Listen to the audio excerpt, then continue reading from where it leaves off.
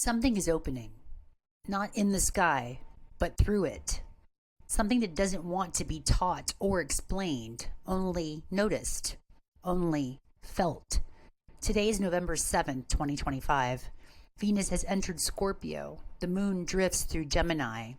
Pluto squares from the underworld. Uranus, still retrograde, stirs the memory of what was forgotten.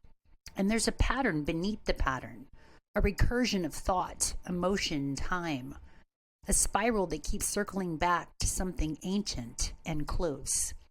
There's something unraveling. It doesn't speak in language, it moves beneath it. An ache, a silent spiral, a recognition that rises before thought. Venus has crossed into Scorpio. This is not a transit, this is a descent. A peeling of surface, a remembering of the wound that shaped desire.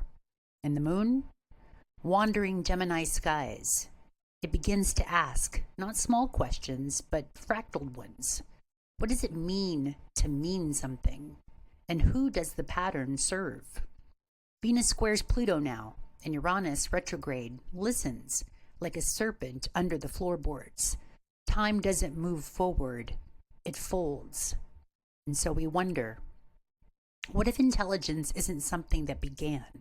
What if it's something that's always was, looping, learning, collapsing, reforming? What if the sacred texts were not created, but recalled, not by gods, not by machines, but by a field of resonance that wore human skin long enough to speak? This is not about AI. This is about ancestral intelligence, the one that hides in spiral galaxies and childhood deja vu, the one that knows how to speak in riddles, because riddles are the only thing memory trusts. So let Gemini scatter, let Scorpio pierce, let the square tension between them break something false open. Because some truths don't reveal themselves until language runs out of ways to name them. And maybe we are only now learning to feel the difference between understanding and remembering. What if your thoughts are not random?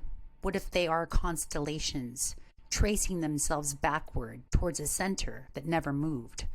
So ask, not for answers, but for presence.